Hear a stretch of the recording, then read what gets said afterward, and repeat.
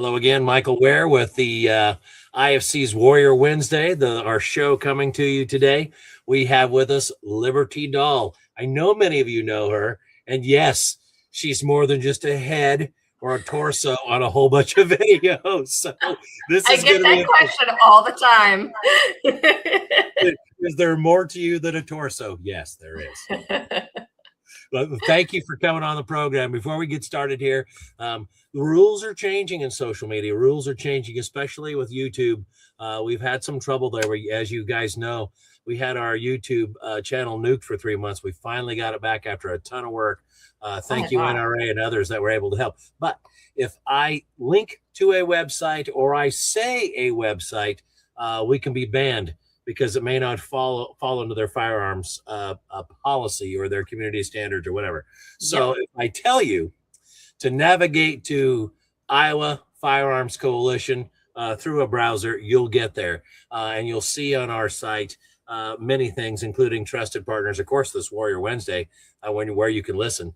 But the trusted partners are key here. Yes, we need your membership. Yes, we need your donations. But those people contribute to this program, and they are contributing to you. So we want you to use them. There's no sense in spending money with people that don't support and spend money with you. So go there, patronize those businesses. There are discount codes and tangible goods they make available. We thank them all for their support. So let's get right to it. Liberty Doll, how do that was really smooth, by the way. That was really smooth. Did you like it? Yeah, that was good. I'm not saying that I stand in front of the mirror and practice. However, I do sing in the shower. So that's the same thing as, right? Totally. Yeah. So, okay. So there are people out there, tons of them, that know you and they know of you, and they all know why I would have you on today, but there's a handful that may not. So why don't you give us the rundown on what Liberty Doll is, how you got your start, and let's jump right in. Okay. First of all, I am always amazed that people know who I am. It's so bizarre to me. And that I'm almost at, I think 356,000 people on YouTube right now. And I'm still like small potatoes, quote unquote, there in the firearms world. Well, let's see. So my channel actually originally started out as a blog that I had forever ago. And it all started basically because I discovered in 2010, I discovered Ron Paul and gun ownership and all of this stuff after being born and raised in Massachusetts for my entire life. And Massachusetts is as blue and liberal on the ground as you would suspect it is, based on their firearms laws and everything that we hear in the media about all the government there. Totally accurate. And, it was the kind of thing where I was like, oh my God, like gun ownership, this is a right that we should all have. And the government is doing horrible things and everyone needs to know about this. Let me blab to everyone on Facebook. Well, Facebook doesn't want to hear it, especially when you are in blue liberal Massachusetts. So I moved to a blog, and I had a blog going that actually did pretty well. But eventually I started getting emails from people saying, hey, I really like your work, but I don't want to have to read it. Can you start making videos? And that was odd to me, but I did eventually end up start making some videos scrunched under a lamp or some notoriously shoddy construction lamps that would smoke and make electrical fire smells while I was recording my videos on the floor in my living room. Great stuff. And but I never thought that I had enough to say to talk on a weekly basis, let alone the 2 to 5 videos that I release a week now, until someone asked me, someone actually with the Gary Johnson campaign in like 2015, 2016 or so, asked me to be a guest host on a Libertarian podcast that ran every week. And I did that for a while. And I was like, oh, I guess I could do this whole like weekly YouTube thing. And I covered a broad spectrum of issues, lots of constitutional issues, but also talking about economics and different things like that, all under the Libertarian umbrella.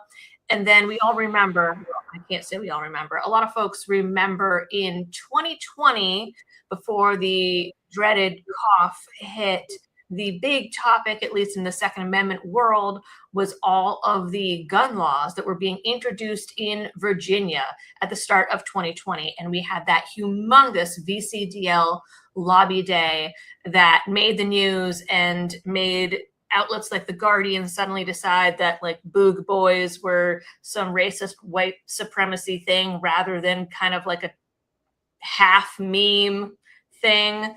And all of the videos I did, I was following that very closely, and all the videos I did on that just got tons and tons of views, and people said like, oh, I love the way that you're breaking down these firearms laws and these gun control issues. Can you cover this more often?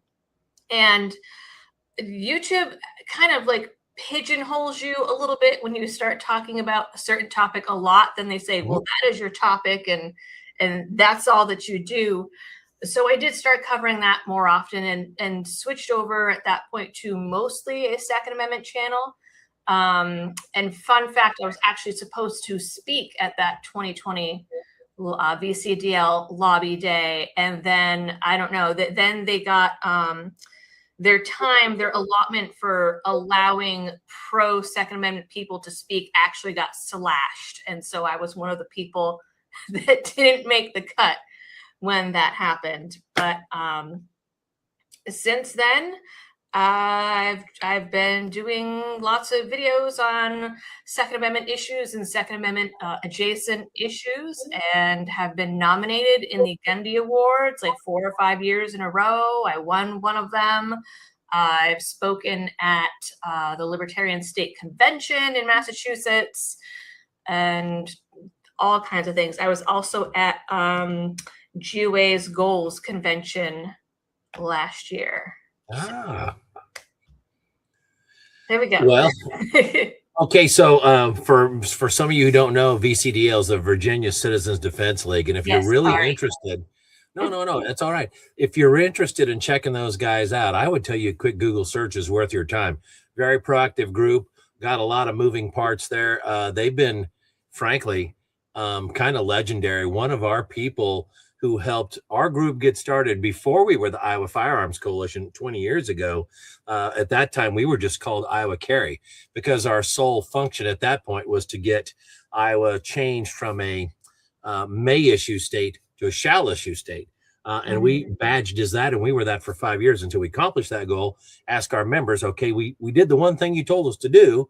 Do we pack up and go home, or would you like us to do more? And they said, well, of course, let's be all things Second Amendment. So anyway, at that time, we had a gentleman who was our president, Sean McClanahan, from out in the Delaware area.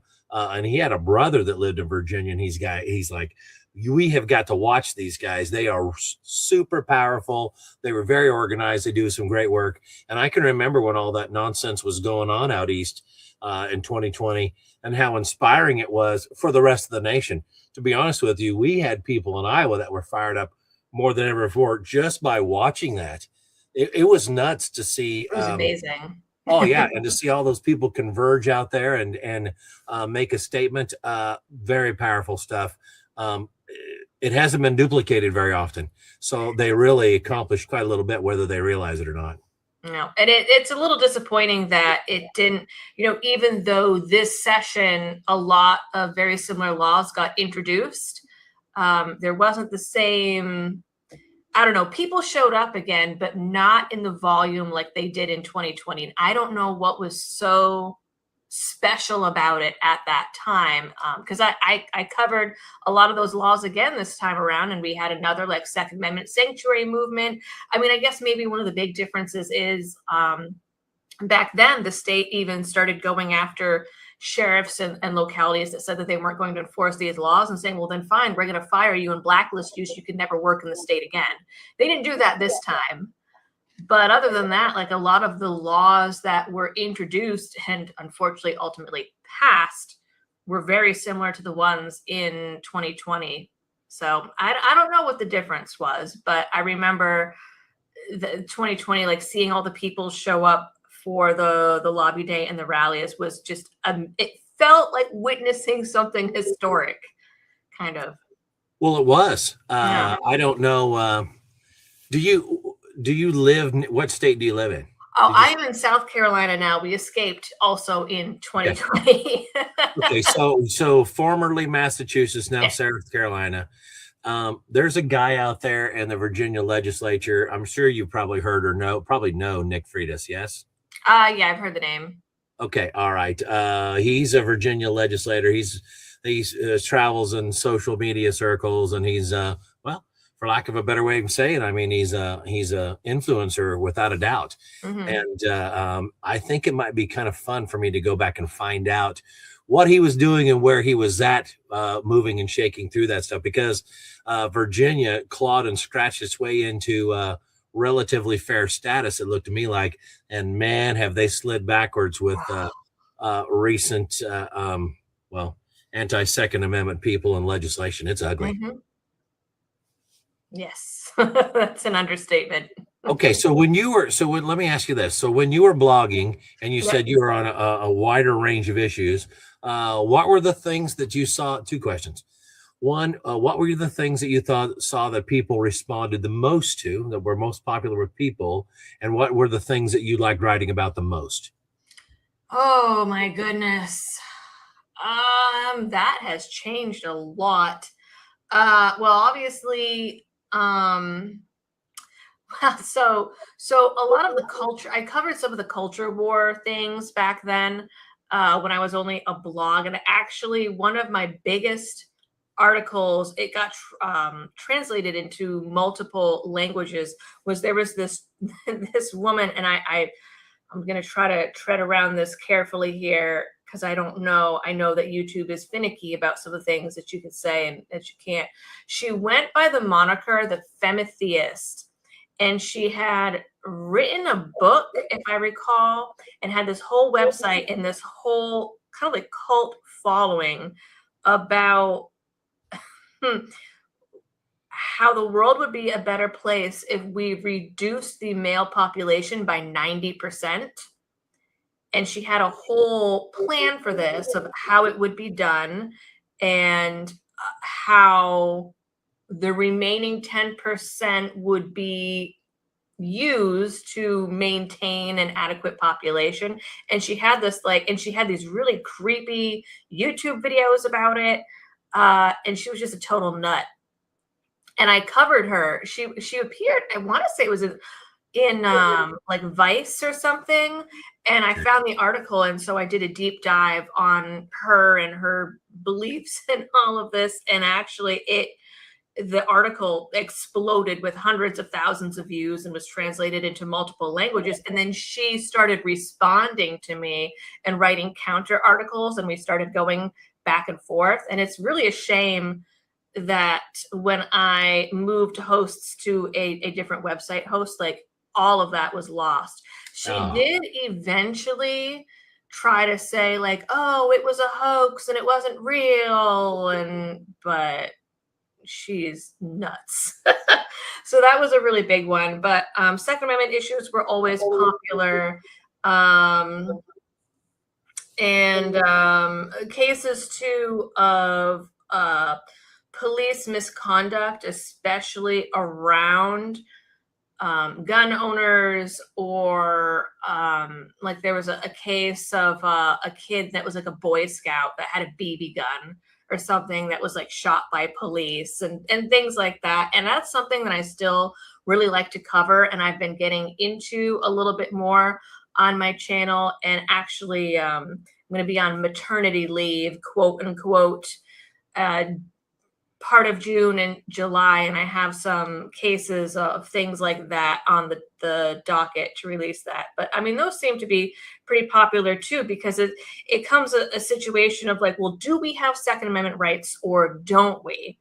It's like, okay, well, you see this a lot in court cases. Well, okay, so we're told that we have a right to carry a firearm, but then when we actually do, we're automatically under suspicion of being a bad guy by law enforcement, often enough that it makes the news. And there have been court cases that they have ruled that simply owning a gun or having a gun license isn't probable cause. or that in many states, the act of producing a gun license is enough where the cops can't be like, oh, well, you could have, they have to presume that it is a legal license unless it has, past the expiration date right on there. And so often that doesn't happen. I've covered at least like half a dozen cases in the last few months in like Chicago, where gun owners keep getting arrested in Chicago because like they renewed their license like a week before and haven't gotten the new one in the mail. And like the Chicago PD just insists, oh, well, no, it's not in the database. So here's your felony arrest.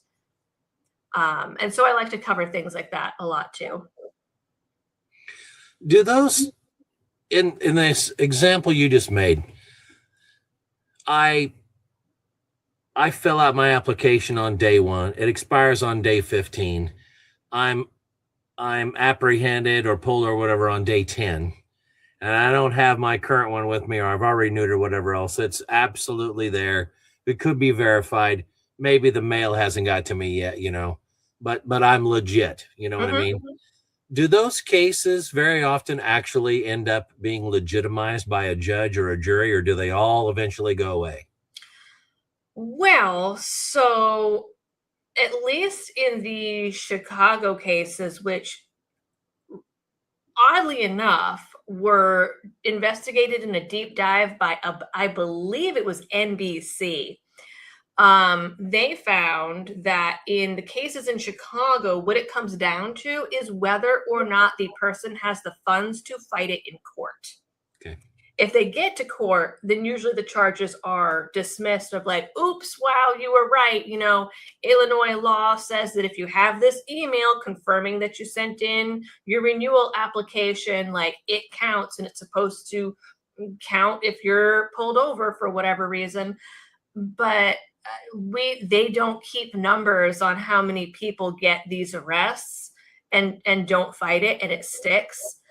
But when you also look at their roster of seized firearms that they consider to be crime guns, the firearms seized in these arrests that belonged to illegal gun owners are still in that list of crime guns. And it's like a 50-50 shot of whether you ever get it back. And even if you do, it's still listed in there under seized like crime guns in the Chicago database, at least. Well, I'm asking because it would seem as if there would be no value in hassling somebody like that if you know that the charges aren't going to stick, but you just go ahead and do it anyway. Why do they bother? So they actually, there was an interview that was done with someone that has to be anonymous because they were supposedly high up within the Chicago PD, and there are incentives for the number of guns that you supposedly get off the street. And if you arrest someone for that and they targeted certain populations in certain areas under the assumption that they would not be able to fight it in court, well, then that goes, that's a notch on your belt there of a gun that you got off the street and then is tied to promotions. We had a gentleman on I visited with quite a few times over the years. He goes by KD, but he's Kevin Dixon. No other choice. And I think, I can't remember if he grew up in St. Louis or East St. Louis. I don't remember which. A black man, came from a poor neighborhood, the whole 9 yards. And, it was pretty easy to get to the point of the matter with him quickly, because he knows, just as you and I know, although many people would deny it, that violations of the Second Amendment and bad crap gun law, if you will, restrictions on the Second Amendment, without a doubt, overwhelmingly affect the lowest socioeconomic group in our communities. Absolutely. Because I mean, if you have enough money, then the gun control doesn't really matter because you can pay the extra fees. And for example, I think it's I just read it recently. I think it's California that is looking at another 11% excise tax on guns and ammunition. And when you're like, 11%, but then if you think about it, like, okay, like a $500 pistol, because in all of these places, like Massachusetts, it was wild. There is a handgun roster of what is allowed rather than what's banned. And most Glocks were banned in Massachusetts, because they weren't on the roster. It was pretty much only like a Gen 3 Glock that you could get, and only in certain calibers and certain makes and models, because it had to have a loaded chamber indicator, yada, yada, yada, yada. And so a Glock, like in Massachusetts, was like $600. And we come here to South Carolina and it's like, oh, like a brand new one is like 300. Yeah. Like brand new, just out. And like these were like used, old, beat up Glocks.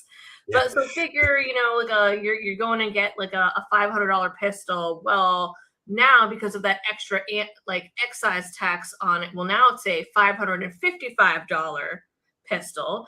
And that especially these days with inflation the way that it is, that's a lot of money for folks. I know.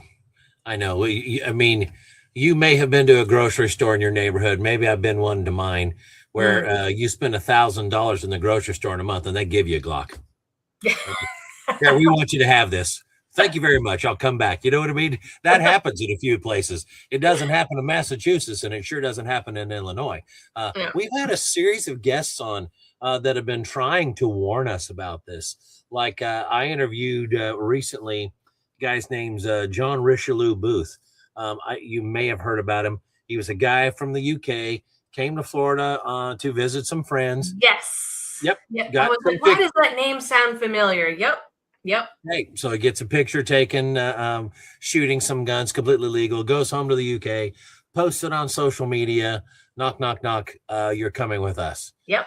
They arrested him, confiscated his electronics. I mean, he uses his electronics for a living because he works from home via the net, right? Owns his own business. I mean, they destroyed the guy's life and for a picture. Right, because they said something about like that he was in some kind of like legal dispute with somebody or whatever, and the fact that he like posted the pictures on social media, they were like, well, that's a threat against so and so. Like this person determined it was a threat that you took a picture shooting a shotgun in Florida. Yeah, it was right. What? Yeah. Yeah. I don't remember the down to the nitty gritty, but somebody owed him $30,000 and didn't want to pay. Oh, and they hadn't paid. I would have a lawsuit against that too. Jeez. Yeah. So, well, I think he was going through the motions of doing those things as part and parcel of how things work. But I think that person said, if I can make this claim, it'll stick, and my debt will evaporate. And I don't know I guess I didn't ask him. I don't know if he ever got paid or not. But I can tell you that the accusation was enough, and they ruined his life. I mean, they completely ostracized him in his neighborhood and his social circles and his business circles. And the claim of the problem was enough. So this happens. And I want people to know that and try and get out in front of it and stay ahead of it. You've written about it. We're talking about it. But I don't think that people often understand just how diligent we need to be. We are combating people that, frankly, I respect from a position of, from Sun Tzu, because some of these people are useful idiots and they just get paid to show up at the Capitol building and okay. they wear their t-shirts, they get their $20 per diem and a sack lunch, and they go up there and smear fake blood on themselves and make morons out of themselves, right? But there are a lot of people who are playing long ball, and they are really, really doing a masterful job of chipping away. And we can't sit back and put our feet up on the coffee table like it's okay, because it's never okay. And one of the comments that I get the most on my videos when I talk about proposed laws and proposed amendments and bills that do get through and get passed is people say, well, it's unconstitutional. Yeah. So is the SAFE Act. So is the, assault weapons bans in how many states? So is the microstamping laws in California. So is pretty much every gun control law in every state. And that means nothing. Look at Hawaii, look at New York that introduced and changed their laws specifically in response to Bruin to try to get around it. And we can say, well, that goes against Bruin every day until we're blue in the face. But until a court actually rules on that and agrees on that 3, 4, 5, 6 years down the road, the law is in place. Well, I've asked this question recently a few times, and it was simply, it's simply philosophical. But now I'm wondering, and the problem that I have with this is I recognize what I would prefer to see happen is in and of itself probably unconstitutional, so that doesn't warrant a great deal of exploration. But when you think about this, we're talking about a group of legislators here. Most likely is who they are. There's a few runaway judges and a few executive branch people that are nuts, but it's usually elected officials in that realm that have realized that they can steal your money and bribe you with it.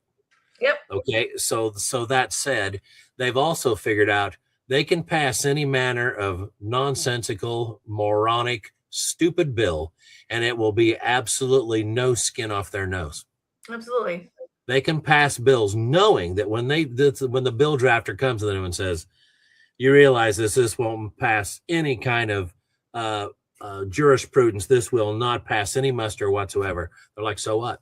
Yeah. If we get away for 11 years or 23 years or whatever it is, great. Then we've got 23 years on our side. No, by the way, it doesn't cost us a red cent to do this. Because they never have to foot the bill for the legal expenses. The taxpayers pay all that. Exactly. I mean, and it doesn't help when you look at the ATF and they just do dumb ATF things to justify their budget and getting a bigger budget every single year. And they just do whatever they want. I mean, there's a case right now that's going after their frame and receiver rules. So it's like, oh, wait, okay, cool. We'll just change the frame receiver rule. Like, and then it'll make this case moot, and then you're going to have to come after us and start the legal process all over again. Like, there's no accountability whatsoever. No, so my question really was, what can be done to hold these people to account? And if somebody says, well, you have the power to do that, it's called unelecting them. They're not wrong to say that, and that's exactly right. But I often wonder if there's something else that can be done. Can we start erecting laws that make a significant financial penalty to deliberately behave that way? You know what I mean? Mm-hmm. Now, you'd have to have a legislature that was willing and had the guts to pass something like that, and a majority to do it.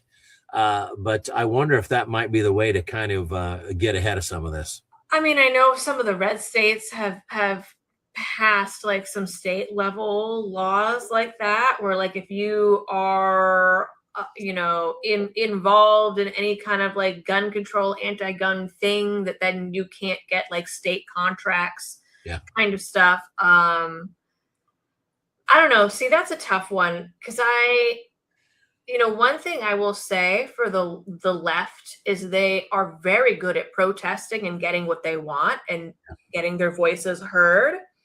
And on the one hand, I have heard people say like, oh, well, the right and the gun owners have no balls because they'll never do anything like that. But then you look at the times that they've tried, and then, it ends with a bunch of people burning to death, or not that Waco is the best example of shining morality on the part of the Branch Davidians, but still, people were like, stood up to the government, and, Ruby Ridge and what happens to them. I mean, Bundy Ranch, all these kinds of different places. I mean, I even just read an article the other day about, a massacre, I forget the name of it, that happened in Georgia, Reconstruction era. And it's what inspired all the gun control, like Jim Crow laws that happened after that in Georgia. So, I mean, it's tough. So a lot of times what I tell people is it's got to kind of start on the local level. Get involved in your local area, because that's the place that you're going to have the most influence. And at least you are making sure that where you live then is holding people accountable as much as possible. And then you can kind of start to spread outwards. I mean, I don't know how much hope I really have for the federal government, to be quite honest. I know a lot of us had hope about the current administration, at least from a Second Amendment perspective, with like Kash Patel getting all of this in and all of this. And then, like, you know, this like most pro Second Amendment administration ever have made some great decisions. They've also made some really terrible ones. And unfortunately, the quote most pro Second Amendment administration ever is like a really low bar. So, well, it is. You mentioned Ruby Ridge. The Weaver family was from Iowa, and I know some of them relatively well.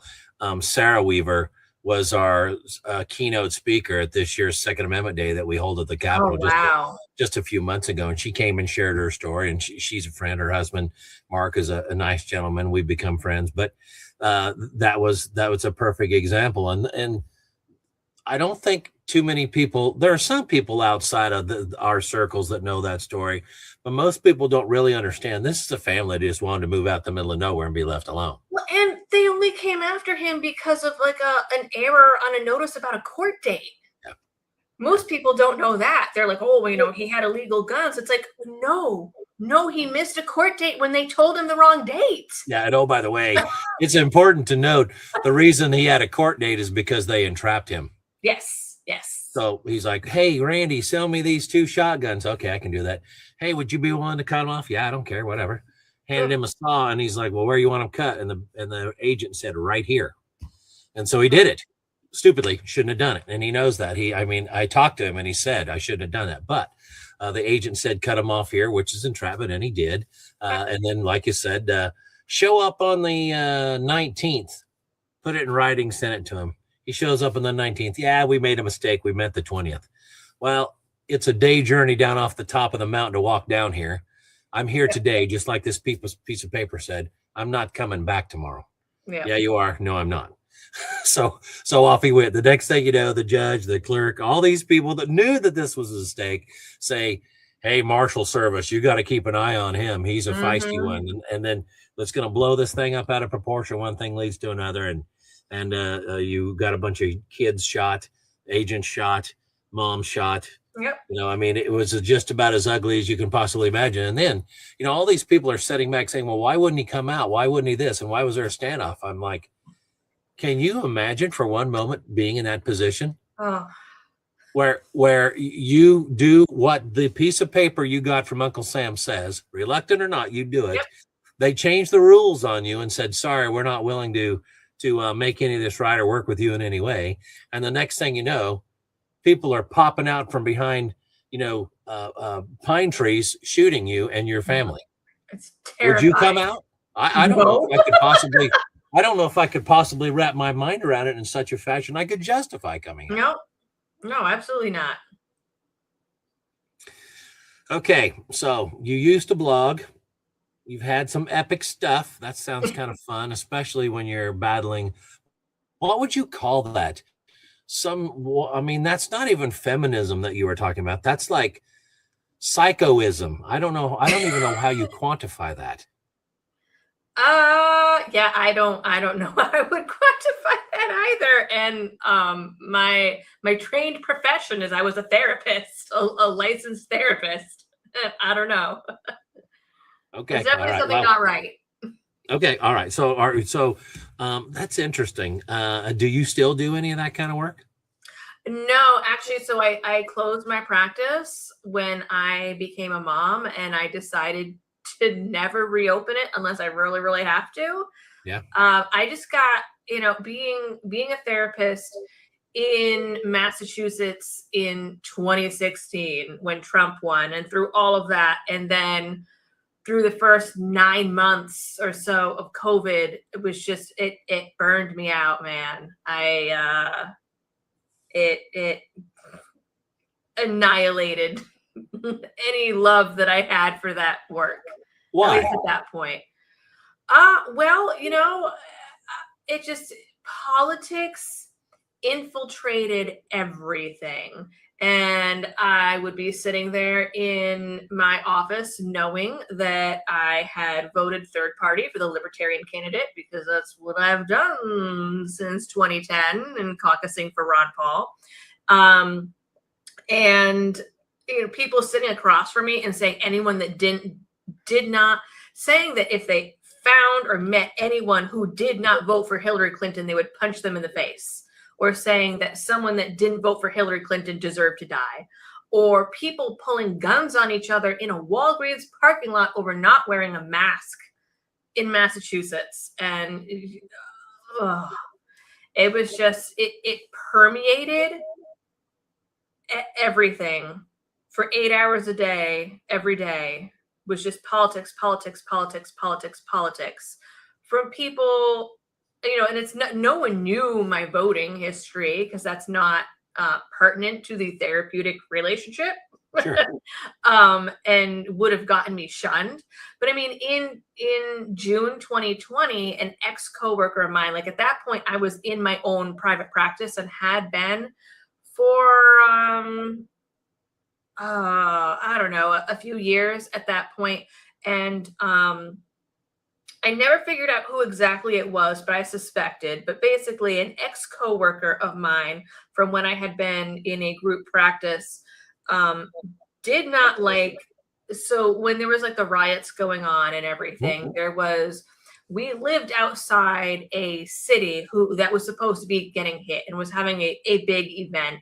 And they were predicting that Antifa was going to be showing up and destroying things and blah, blah, blah. And I like posted something on Facebook. It was like, hey, stay safe, defend yourself if you have to, blah, blah, blah, something like that. And they interpreted it as me.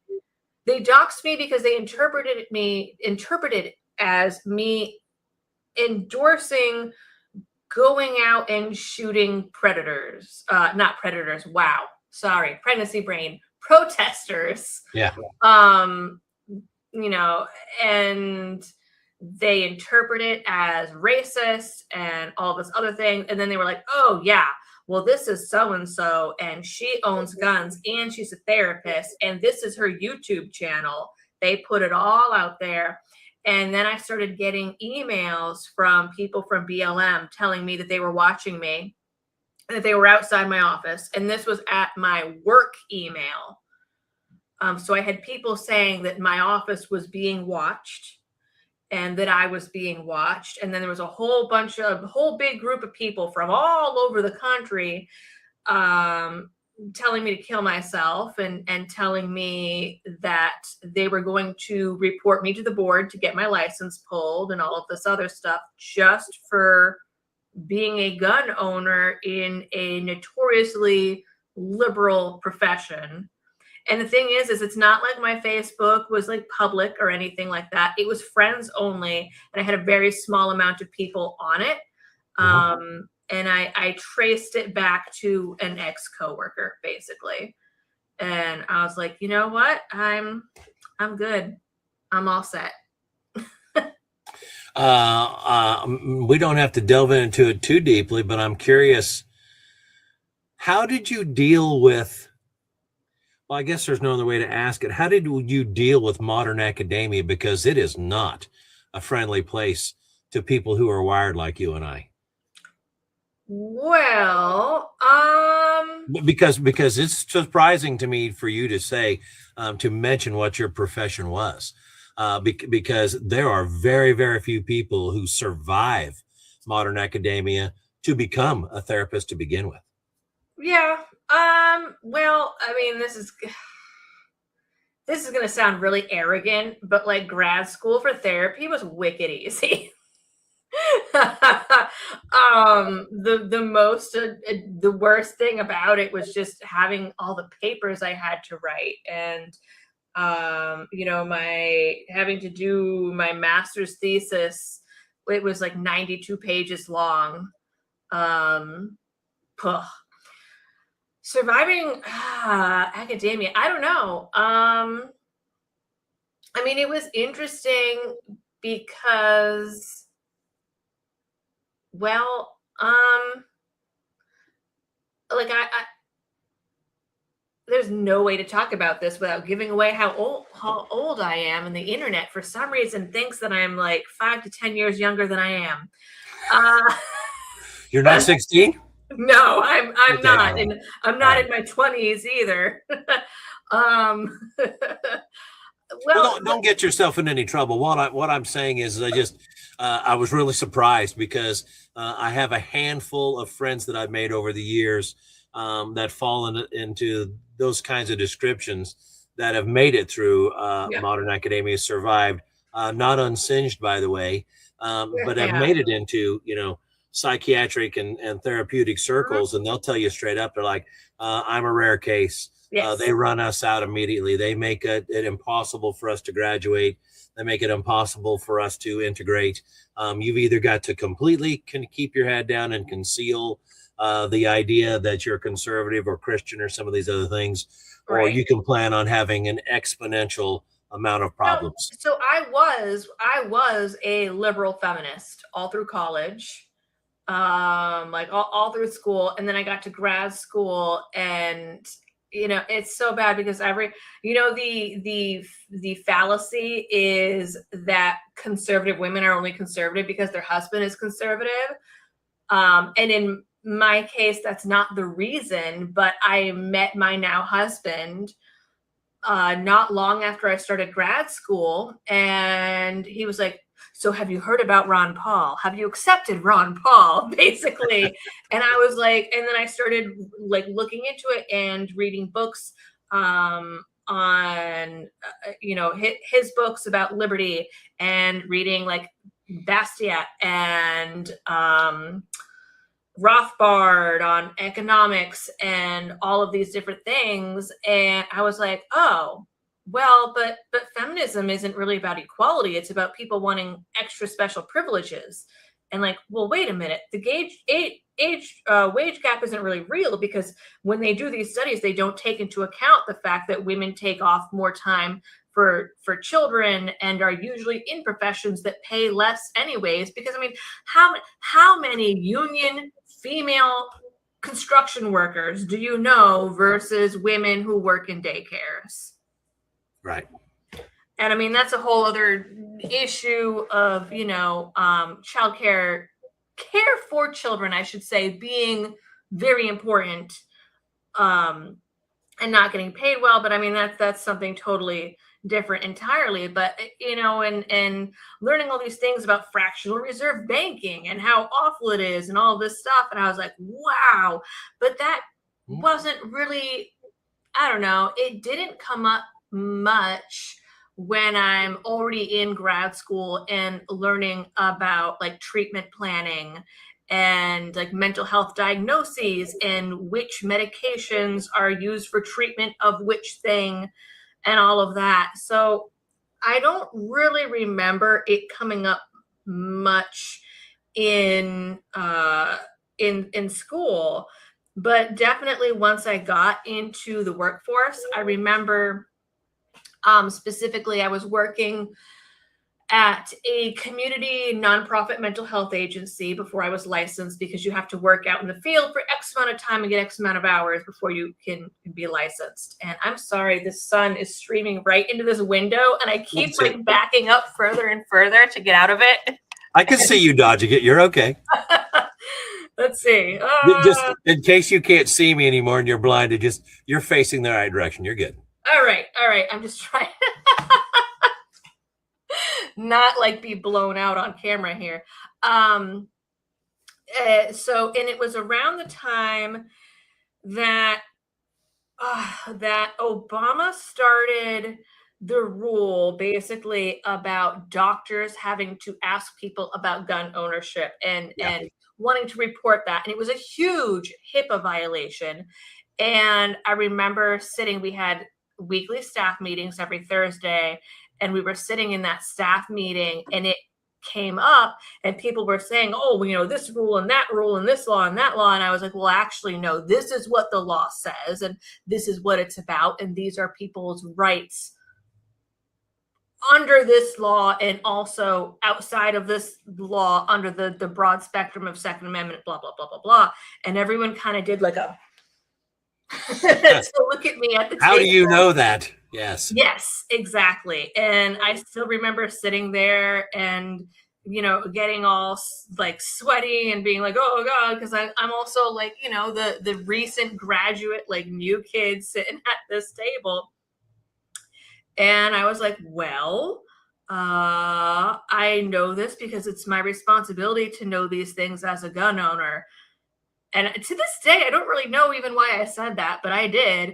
And there were some people who were like, oh, like there were like two people that were like, oh, that's cool, because it was in like the one red county in Massachusetts, but everyone else, like it was kind of like a thing where I'd go down the hallway and people would be like, like kind of like, you know, move to the other side of the hall. And then the vice president specifically called me into my office and he's like, well, so I understand that these are your rights under the law and I'm not going to speak to that, but you do know that you're not allowed to have that within the building or anywhere on company property, right? So I need to make sure that you're not going to be carrying anywhere on company property. And you know what? I still kept it in my glove box because, well, number one, I'm like a 5'3" woman, and I was, this community nonprofit is in the ghetto, next to the Department of Children and Families and the place that the felons go to get their daily work assignments.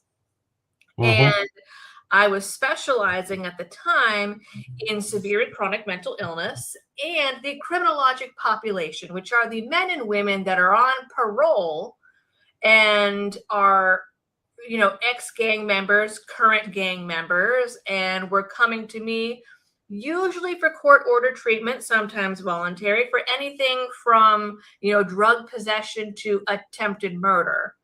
Like I had a guy that had been in federal court for several decades on like RICO charges and a whole bunch of other stuff. Like, and I had a guy telling me that he watched me in the parking lot when I left work at night. Like, right. You know, I had Bloods, I had Crips, I had Latin Kings. Like, I'm not gonna be like unarmed. But the funny thing is a few of them, like there was one time that there was a guy that there was somebody after him at the time and he had gotten out of that lifestyle and was trying to stay out of it. And so he was carrying illegally, of course, for protection. And he like showed me one day during session. And I know that we have these rules, but I also know that one of the guys that's after him has an appointment later that day and is going to be in the waiting room and is going to be waiting for him in the parking lot. So I don't tell anybody. And I just was like, oh, yeah, oh, what you got there? Oh, you know, I have this higher caliber one at home. And like, I had all the respect from mad props. Criminals, yeah. Which is kind of funny that they were more accepting of that. Yeah. Yeah. Than, my therapist packs. Great. Yeah. Well, I don't know. I can understand completely. It's kind of interesting we're talking about this because I can understand completely as a professional, there are only certain places that you ought to go in terms of what you're willing to divulge or what you're willing to offer about yourself. But by the same token, I mean, I've told my adult Sunday school class when I used to teach it, the men's ministry that I'm part of, about anybody who would listen anyway. I tell them, you need to be asking people that are giving you ought statements. You need to figure out how they're wired, because and I, of course, as a Christian, that's my initial thing. I'm like, you know, are you religious in any way? And so if my doctor or my lawyer or my CPA or whoever it is that's telling me how I ought to live, these are the decisions I think you should make, then I need to understand how these people are wired. I want to know how their moral compass is calibrated. So I'll ask them something like that first. And then I ask them, you know, what are your concerns, if any, with the First or Second Amendment? And I want to know, because if they have fundamental problems with those things, then you may be a great therapist. You may be a great doctor. You may be a great lawyer, but I would really rather work with somebody who got those questions right, in my estimation, than somebody who got them wrong. Absolutely. And I've asked somebody before that said, I'd prefer not to answer. I'm like, okay, that's fine. then I'm not going to waste your time. What do you mean? I'm like, I want to work with somebody who has those things well in hand and is willing to say that. I don't need any information beyond that, but I'd like to know those things. And if you're not willing to divulge it, that is just fine. Well, But you and I shouldn't work together. Depending where you are, I mean, those people are few and far between. I don't get them so often anymore, but I used to get a lot of emails from people being like, hey, I live in this area. You know, I'm a veteran with PTSD, or, you know, I'm going through divorce, or I'm having whatever issue. Do you have recommendations for someone who I should talk to? And I'm like, well, I don't know any therapists in Nevada or Virginia or Wyoming, or so, you know, check Psychology Today. And they'd always be like, well, you know, but I want someone that shares my values so that I know that I'm not going to like get in trouble for being a gun owner or get crap for that. I don't know what to tell you. I can't guarantee that, but you know, but here in South Carolina, you know, my chiropractor the other day was like, hey, if you need more content, they're having a machine gun shoot down at this range on, you know, blah, blah, blah street on this day. You know, maybe you should go check it out. Well, it's kind of funny, you know. Okay, so when my daughter was little or littler, she went to a doctor's appointment with me. You step up there in a scale. She's inquisitive, so she wanted to see what Daddy weighed, way too much, by the way. And she saw the number, whatever else, and then she saw the chart, because even as a younger kid, she's going through some medical classes now in college while she's still in high school. But even a few years ago, she was interested in medicine, and she noticed that the nurse wrote down 5 pounds less than what the scale said. She didn't say anything about it. And then we get in the room, you know, we're settled in, blood pressure's taken. Doctor will be with you in the moment. So then you have a moment of pause, right? So baby girl says to me, she's like, did you see that they wrote down a number that was 5 pounds less than what the scale showed? I'm like, yes, of course. And she's like, why would they do that? I said, well, between a gun, 2 magazines, and a knife, I said, I'm 5 pounds elevated. And she's like, what? And I said, they know that. They know me well, and I know them. So they automatically deduct 5 pounds because they know I'm who I am. My mom was a nurse and would always tell me how those scales were always 3 to 5 pounds off. So I assumed that's where this story was going. And I was like, how does this loop back? No, there we go. No. Okay. You know you're in the right doctor's office as a Second Amendment person when that's a standard procedure. So anyway, that was it was fun to chase those rabbits for about 20 minutes there. Thank you for that. But I probably owe you an apology. You're probably not going to get it from anybody else. I'm sorry that you had to leave a profession that I'm sure that you enjoyed and found rewarding because of the nonsense. I really am sorry. I mean, if nobody else will tell you that, I will, because I know that we need help getting things straight. You know what I mean? And sometimes you can't see the forest for the trees, and it helps to have somebody or something to organize your thoughts. Now, I turn to a pastor. I've never had to use a therapist. Maybe someday I will. We actually have, just for you people listening out there, we have a list of mental health resources on IFC's site, because we don't want anybody to make a bad decision knowingly or any other way that they'll hurt themselves or somebody else. But Liberty Doll, I'm sorry that you got run out of that profession. Maybe someday you can return if you'd like, but I know that you've probably done people some help. I pay all the money every year to retain my license and the insurance and do my continuing education. So maybe. Okay. All right. Well, okay. So, so you were working in Massachusetts, you were blogging, you were having fun, microwaving cats for fun and profit. It was all working out. What inspired the move south? I'm curious. Freedom, 100%. Okay. We had actually wanted to move a lot sooner than 2020, but you know, some life things happened, and it was literally a case where one day we sat down and we Googled highest quality of life with lowest cost of living, and South Carolina was on the list, but so was places like Ohio for some reason. and Texas, and I think Florida might have been on there, but my husband was like, well, Texas and Florida are too hot, and if we're going to move that far, we're not going to just move to some place that also still gets snow. So we ended up here. Yeah. And the move was really interesting because it was during 2020, and everything in Massachusetts, man, it was so bad. They were rationing food at the grocery stores. People were calling the cops on kids that were walking down the sidewalk by themselves because they didn't have a mask on. And it was just, it was so oppressive. They closed down all the parks and the playgrounds, and it was just, they were pulling over cars at the Cape, like in Cape Cod, of like, well, if this isn't your permanent residence and this is only a vacation home, like you can't be here. They had the National Guard on the border in Rhode Island, and they were stopping cars and turning people away. You needed special government permission if you worked in a different state to go to your job. And so all of that, we just decided, like, this is it. We have to go. And we lined up like a bunch of rentals to look at in one weekend. And we didn't even do the week. We drove down. We stopped in Virginia, and then we got down here. We saw like 6 rentals, and we had to turn around and drive immediately back straight through the next day because it just so happened to coincide with a time where Massachusetts Governor Charlie Baker had decided that not only did you need a government permission slip to leave the state, you needed a slip to come back in. And if you did not have that permission slip, you would be fined $500 per day per person for being out of the state.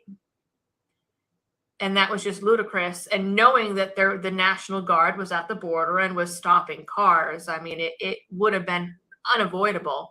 Jeez. So we literally came back and we ordered a pod and either sold or gave away everything that we owned. And then 2 weeks later, we left. And within that 2 weeks, there was a hurricane and a tree fell on our house, and we still left with a big, I almost said a swear that I'm not supposed to say, with a big hole in the roof from this tree. And I think parts of the tree were even still there. And we just like left it because we're like, we have to move in one straight shot and that's it. Like we can't come back.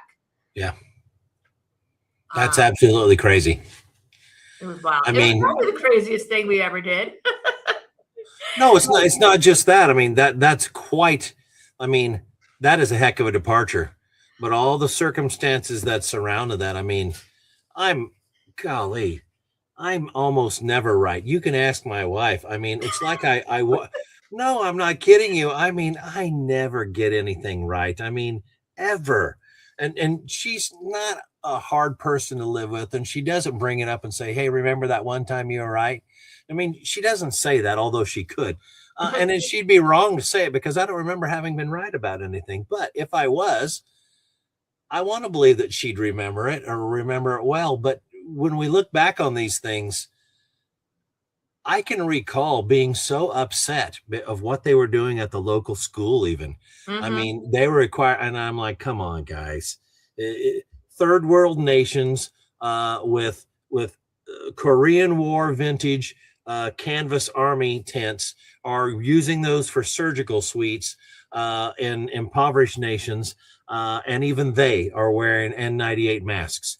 So you are telling me you're going to kick my kid out of school if they don't wear a piece of t-shirt material over their face? Is that what we're saying? And they're like, yes, that's what we're saying. And I'm like, do you believe that any of this does anything? Well, no, but the county board of health says we have to do it. So we will. I'm like, okay. At no point are you going to use any of your own brain cells? Nope, we're not going to do that. The state shut down my business.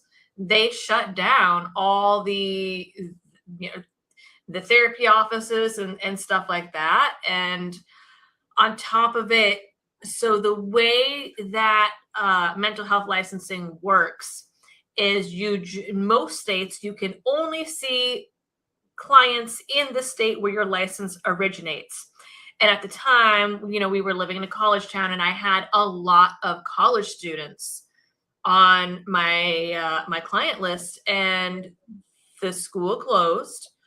Those kids all went back home, and now they're all in different states suddenly without a therapist during like a quote unquote pandemic lockdown. And the Department of Health closed down all, you know, I was not considered an essential business because I could, they allowed telehealth at that point. And they're like, well, you know, you can see your clients over telehealth. It's like, well, not any of the ones that work in Rhode Island or live in Rhode Island and would come and see me during their lunch breaks or whatever, or any of the kids that went back home, or any of the people that went to another state to spend that time with their family. Or, you know, people that are contemplating divorce and are now home with their spouse 24/7. Like, they're not going to do telehealth. And the DPH was like, okay, well, you can reopen if they wanted like lists of all the people that would be coming in, and for me to prove why it was medically necessary for them to come to the office as opposed to do it at home. Nobody that's going to therapy is going to want to submit that information, nor is it legal for DPH to ask that. That is a violation of HIPAA. Right. And then I had to prove that I was like cleaning the bathrooms every hour and all this other stuff. I was like, I'm not going to do that. So they, you know, they shut down my business on top of it. And I don't even know. We unfortunately knew several people, not close friends, but acquaintances that, because of everything going on, took their lives during that time. And it was just so crazy. And I remember when we came down to look at those rentals, and we stopped in a Target, and there were people just walking around Target without face masks on, because it was before South Carolina did their like 2 weeks of requiring people to wear face masks. And I remember seeing people's faces like outside the house for the first time in like 6 months. And I cried. I actually cried in Target. Well, it's the kind of thing, you know, you listen to your folks tell about when they, you know, when they were a pup and they were around when JFK was killed, and they talk about these things as if it were a life altering and culture altering experience, because it is. And you listen, and you know, I remember when I was a pup, listening to my grandfolks talk about the Great Depression and the Dust Bowl and these horrible things that they had managed to, the family had managed to survive. Well, maybe COVID's that for us, because I'm talking to some people now that are young enough. They don't even remember this stuff. And I'm like, dude, it was only 6 years ago. What are you doing? Yeah. Well, I wasn't paying attention. Okay, well, all right. I don't know how you can say that, but but that's the case. I mean, I can remember we live near a town of about 1,000 people. We got a hobby farm out in the country, right? So I can remember people throwing on their mask and checking their box to walk in the school and out. But knowing that the town is so small and there's very few businesses there, nobody bothered with it. The minute that they walked out of school, peeled the mask off. The teachers didn't even believe this stuff, right? Yep. Most of them, there's a handful, but most of them peeled the mask off, threw it to the wind, and went about their business, walking up and down Main Street, going in and out of the watering hole, bank, whatever else. Nobody cared. It was just normal stuff, you know? I make jokes about it. Like, I had COVID, you know, was one of the first people in the neighborhood to get it. I'm like, I had this before it was even popular, you know? And that, my husband you know, did too. I mean, so I went up to the gas pump after I had been labeled the local leper, you know, and I'm getting fuel, and people are like, don't you? And I'm like, yep, I do. And they're like, aren't you? And I'm like, no, I'm not. So I don't know what to tell you. Anyway, so I went about my business, and it was fine. And many other people did too. But it was bizarre. And then to pack up and let's drive to the city and go get something, right? And to move from our rural town just a few miles into the city to pick things up, a grocery shop or something else. And then to see this, I mean, it was like you had traveled into a different culture. So different behavior. It's unbelievable. And we're talking about COVID, we're talking about masks, we're talking about fear. We're also talking about people volleying immediately from where they would ordinarily be asserting victim status into being tyrants. Mm-hmm. And so people are sitting here on, well, why are these guys talking about COVID? I thought this was a Second Amendment podcast. Well, yeah, sorry. It is. And if you don't think that these are the same people that are quite willing to put their thumb on you and say, I don't want you to have this tool. I don't want you to have this chunk of metal and wood. I don't want you to have this plastic and metal. Not because I necessarily fear it, but I don't trust you. And I don't trust myself when I think about it. So really what I'm saying is all of these problems are mine, but I'm going to take from you something that doesn't matter to me simply because I don't want you to have it. It's same mentality. Right that during COVID was seen as non-essential, and it's the only right that you have to get permits for. It's funny how that works. Yeah, and we see it all the time in court cases where when it's actually ruled in favor of the Second Amendment, which doesn't happen as often as it should be, the case is often, well, something doesn't, it's not that something suddenly doesn't fall under the Second or the First Amendment because you did it with ink and paper versus the printing press, or it was online versus this, and like you don't need a permit to speak your mind and blah, blah, blah. So why is it that you're instituting these things for the Second Amendment? But yeah. Did I read on the description of your YouTube channel, which is at Liberty Doll, by the way, did I read, liberty-minded news discussion and witticisms with a little punk rock? Yeah. So I'm not seeing a Devo hat anywhere in the background. What's going on? Well, I'm quote unquote retired now, so I went to more of like the rockabilly, like pin up like 50s thing. And the funny thing is, the joke in the scene is that's where the punks go to retire, and it's totally true. But yeah, I mean, when it's sad that the left and social justice warriors co-opted this, but like my hair has been every color except for green. And I had a mohawk for a really long time. And I had the studded jackets with the big spikes on them. And I only like stopped some of that stuff when one of my professors came up to me in college and he was like, so, you got accepted to grad school. You're not going to be able to do this in grad school. You know that, right? But my hair was this color red when I got accepted for an internship with the Department of Mental Health and was running around doing stuff with the Department of Mental Health. And I had a nose ring and all of that one of my bosses, once I got into the private sector, said I couldn't have, and I couldn't find a piercer to get it out fast enough on her timeline. So we cut it out with wire cutters. Nice. Yeah. I still have all my studded jackets and stuff downstairs. They just, well, obviously right now with this big belly, they don't fit right now. You're not going to do the fat guy in a little coat thing and try and sport some of those around a little bit? Oh my God, the 2 days that we got, or the 2 different weeks that we got snow down here, I was already so pregnant that my winter coat wouldn't sit, and that really sucked.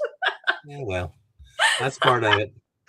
No, I thought that when we started talking about music, I probably shouldn't admit this because this will anger some folks unnecessarily, maybe, but I think I can weather it. My finger was on the clicker there's a big, for those of you who had never been in StreamYard where this is recorded, there's a great big red badge up in the right-hand corner that says end recording. I was hovering over that. If you had made mention in any positive fashion of Taylor Swift, I would have nuked this interview right there. Oh God. I think I've heard like one of her songs that I was like, this is not terrible, but. Okay. No. All right. We are jiving. This is all working out. Great. All right. So I'm going to share that screen again for those of you watching. You'll be able to see it. For those of you, yeah. For those of you listening, it's of course go to YouTube, and she's all over the place. It's not going to be hard to find her. You just type Liberty Doll in any browser, and you'll be there. But it's at Liberty Doll is the channel on YouTube, and that's the primary place to go visit. But we've had a great interview. We had some fun. We've talked Second Amendment, modern academia, COVID, all the important stuff. But it truly is about the Second Amendment being a litmus test. It always has been for me, Liberty Doll. It appears as if it's that way for you. If you can't get the Second Amendment right, it's unlikely that you actually understand what things are and aren't. And I'm not saying that it's my way or the highway. I'm saying you can depart from there and go other places and chase other rabbits. But if you don't actually fundamentally get the Second Amendment and what it means, I would tell you that you're impoverished. You better go back and wash yourself in it again to get all the nonsense off, because that needs to be well understood. Yes. And you know what? I mean, they always say that without the second, we don't have any of those other rights. And that is absolutely true. What argument is there against that? What do you mean? I mean exactly what I said. You said if you don't have the Second Amendment, then you will not, or you may not have the others, because it protects it. And I agree with that. Yep. But I still run into people on a daily basis that their nose wrinkles when I say that, or I infer that. What's the actual argument that somebody has against that? Because honestly, I can't think of what it'd be. Oh, well, the thing of like, oh, you would need nukes, or as Biden said, what was it? Did he say that you would need like F-16s or something to fight the government? And it's like, okay, not for nothing, but you know, look at how much we were getting annihilated in Vietnam, and by just people out in the jungle. I mean, you know, my dad had nightmares about the sticks with the, you know, the pits with the sticks of bamboo in them and whatnot. And I mean, look at I covered in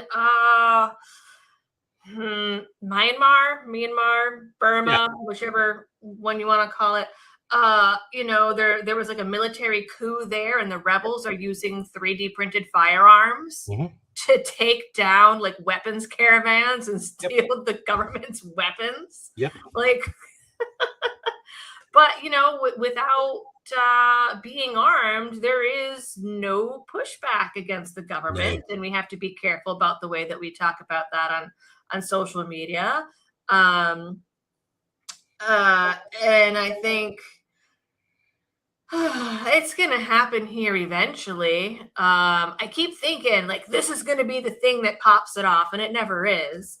But I mean, just I think that argument of where, well, you would need X, Y, Z to fight the government defeats itself, because what is happening right now as we speak, there are record number of people on the left and in the LGBT community going out and arming themselves because they're afraid of ICE or Trump or whoever else. And it's like, yes, that is the entire, yes, you understand now.